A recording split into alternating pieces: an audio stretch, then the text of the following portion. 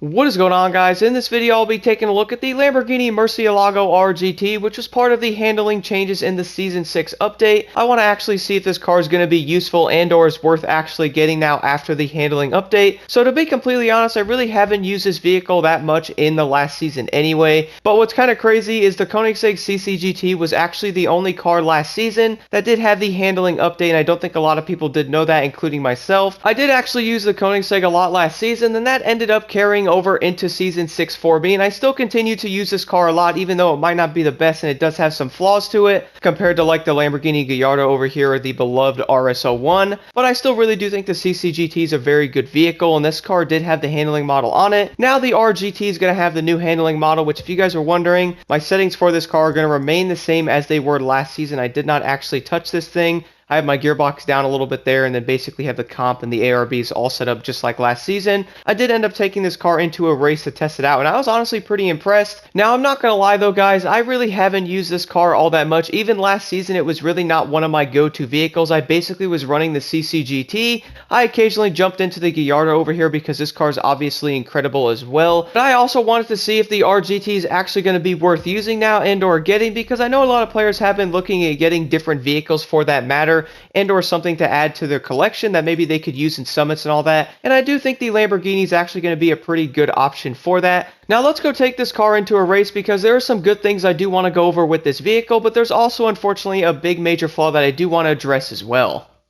To the Golden Hills racetrack with the Murciélago. Now there's a few things I did want to go over with this vehicle, guys, because I actually feel like it's going to be a pretty decent pick if you guys are looking for something new. And I also do want to mention the AI might be a little ridiculous because I did put this on Ace and we all know how they can be. But one thing I do want to mention though about the Lamborghini that instantly impressed me when I used this vehicle was the fact that the handling actually seems very good on it. Now I have the exact same build that I did run last season before this car was updated, and I would say it's definitely going to still be as good as I remember it being. Now I'm not going to lie though, I really haven't used this car all that much last season to begin with. I was not a big fan of it, but I actually do think that's going to change for me in this season because the car does feel very good. I mean, I'm kind of surprised how good the handling and stability is on this vehicle. We all know how sometimes the touring cars can actually lose themselves and or just not grip all that well, or sometimes like slide out depending on the turn. I have not noticed that at all with the Lamborghini here. Plus the brakes also seem to be very good. For my manual users, by the way, if you guys are trying to shift, this will be a very fun car to use. It doesn't seem to have any issues in that aspect either, which is definitely going to be good because some cars are not fun to shift if you guys are in manual. Now, the one big flaw I did want to go over with this car, I think everybody should know, is going to be the top speed is not that great. So I'm actually going to do a run on this straightaway right here. You guys can see that.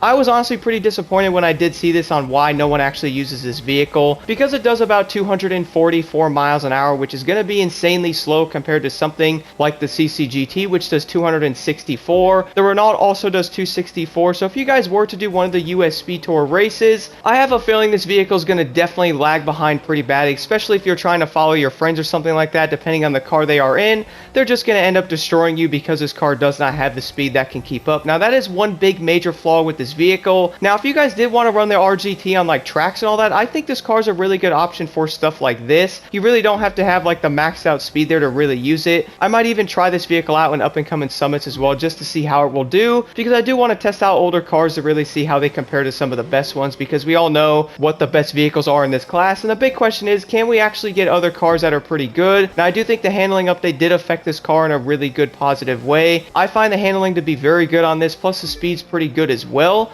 So I would say the Lamborghini would not be a bad option if you guys own this car and nothing else, or you're looking to get something new to add to your collection. I think this car would be a really good option for that. And I'm also planning on looking at the Rallycross class as well, and maybe taking a look at those vehicles. So let me know what you guys think about that in the comments below. And do you plan on actually trying out the Lamborghini Murciélago in the future? Thank you all so much for watching.